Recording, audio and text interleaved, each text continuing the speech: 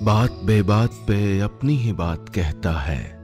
मेरे अंदर मेरा छोटा सा शहर रहता है।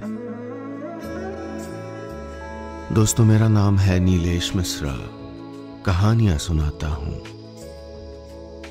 मैं लेकर आया हूं यादों का idiot box with Nilesh Mishra season 5, सिर्फ बिग एफएम पर। कहानियां जिनमें आप मिलते हैं खुद से। और अगर मुझसे सीधा कनेक्शन बनाना हो और अपनी जड़ों, अपनी जमीन से जुड़ना हो तो जरा gaonconnection.com पे टहलाइए। GAON connection.com। ये वो कोशिश है जो मैं और मेरे साथी पिछले 5 साल से कर रहे हैं और अब ये भारत का सबसे बड़ा रूरल मीडिया प्लेटफॉर्म है। चलिए आगे बढ़ाता हूं कहानी। दोस्तों, मैं आपको सुना रहा हूं अपनी मंडली की सदस्य रश्मि कुलश्रेष्ठ की लिखी कहानी नाराज नहीं जिंदगी। इस कहानी में अब तक आपने सुना, स्वाति विमला आंटी के यहाँ बतौर पेइंग गेस्ट रह रही है। आंटी दकियानूसी सोच वाली हैं। उनकी तरह स्वाति के पति भी इस दुनिया में नहीं हैं। लेकिन ये बात वो नहीं जानती। क्या होगा जब स्वाति को ये सच पता चलेगा? सुनते हैं आगे। लोग पता नहीं क्यों कहते हैं कि जमाना बदल रहा है।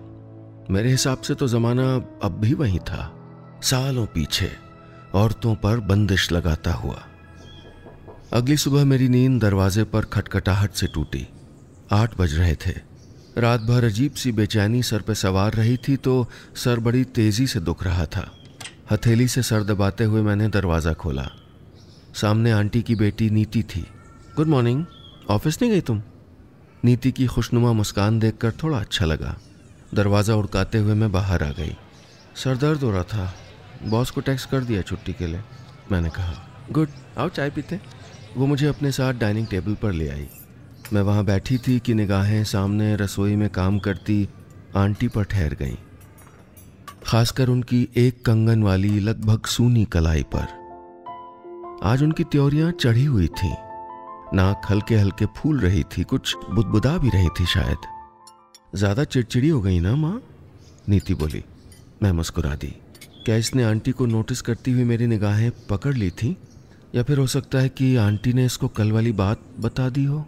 ये सोचते हुए मैंने कनखियों से नीति को देखा। कितनी शांत, बैलेंस्ड लड़की थी। जरूर अपने पापा पर गई होगी आदतों से। आंटी जैसी होती तो शायद। तभी आंटी 2 कप चाय और नाश्ता लाकर रख गई। नीति उन्हें पुकारती रह गई, माँ यहाँ के बैठो ना, पर उन्होंने नजरअंदाज कर दिया, शायद मेरी वजह से।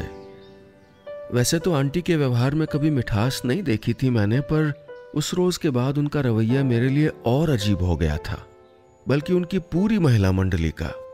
पक्का जब उन्होंने मेरे उस रोज वाले जवाब के बारे में उन लोगों को बताया होगा तो सुपारी वाली आंटी ने मुंह पे हाथ रखकर हे भगवान कहा होगा और मस्से वाली आंटी ने हाय आग लगे जमाने को ऐसे जुमले कहे होंगे।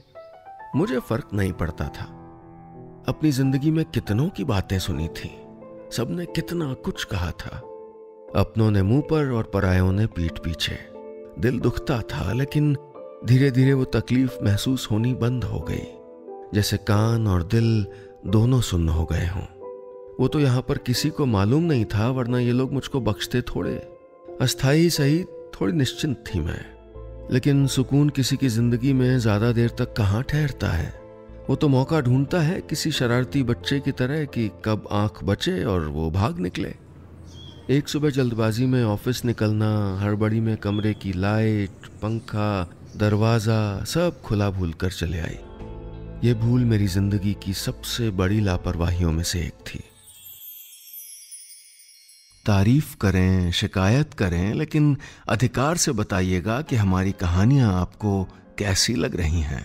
और हाँ, रोज ऐसी ही रोचक कहानियां सुनने के लिए सुनिए यादों का idiot box with Nilesh Mishra season 5, सिर्फ बिग एफएम पर।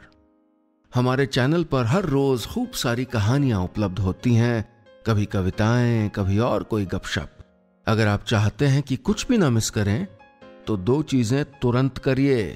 ये ऊपर जो घंटी का निशान देख रहे हैं ना, इस बेल आइकॉन को दबाइए, इसे क्लिक करिए। सब्सक्राइब जहां लिखा है उसको भी क्लिक करिए। चलिए मिलते हैं बहुत जल्दी नई कहानी के साथ। सुनते रहिएगा यादों का idiot box with Nilesh Mishra season 5, सिर्फ बिग FM पर।